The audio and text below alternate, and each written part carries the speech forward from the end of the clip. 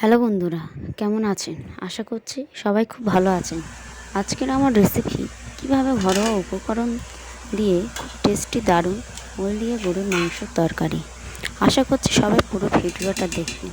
আর যদি ভালো লেগে থাকে তাহলে অবশ্যই আমার চ্যানেলটি সাবস্ক্রাইব করে অল নোটিফিকেশন অন করে রাখবেন। তাহলে চলুন ভিডিওটা শুরু করা যায়।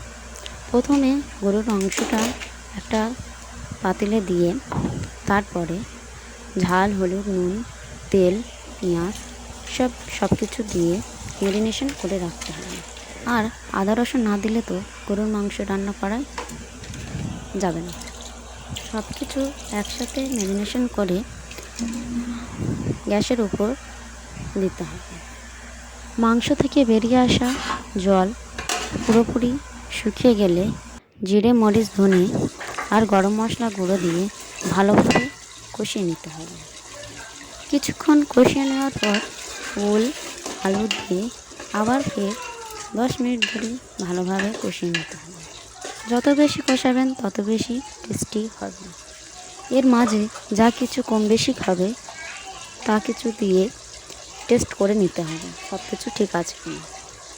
কষানো হয়ে গেলে উপর থেকে কাঁচা ঝাল, ধনেপাতা দিয়ে জল দিয়ে ঢেকে রাখতে হবে যতক্ষণ না ঝোলটা ঘন হয়ে আসছে।